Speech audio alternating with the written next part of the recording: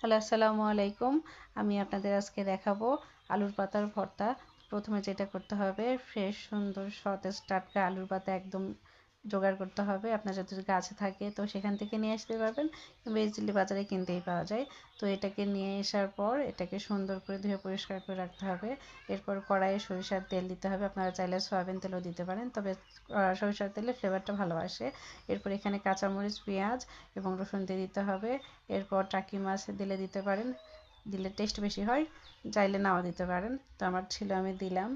এখন এর মধ্যে দিয়ে দিলাম কয়েকটা ধনেপাতা এবং ধুয়ে রাখা আলুর পাতা। এই তিনটি দেওয়ার পর এটাতে এখন একটু লবণ দিতে হবে আর একটু হলুদ দিতে হবে, হলুদের গুঁড়া দেওয়ার পর এটিকে একটু ঢেকে দিতে হবে। ঢেকে দিলে এটার ভিতরে রস সেটি বের হয়ে যাবে।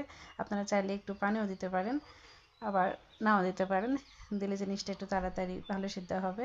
তখন একদম শুকে শুকে যাবে, যখন একদম পানি থাকবে না, নিচে শুধু তেল বের হবে, সেই অবস্থায় এটিকে একটু বাটিতে বেড়ে নিতে হবে। নেওয়ার পর মাছের যে কাঁটাগুলো ছিল সেগুলো আলাদা করে নিতে হবে, যাতে কোনো কাঁটা না থাকে, থাকলে খেতে ভালো লাগবে না। এরপর এটিকে আপনারা চাইলে ব্লেন্ডারে ব্লেন্ডও করতে পারেন বা শিলপাটায় পিষতেও পারেন।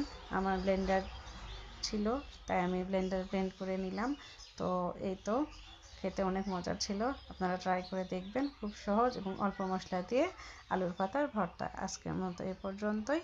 আল্লাহ হাফেজ। আশা করি সামনে আপনাদের নতুন রেসিপি দেখাতে পারবো।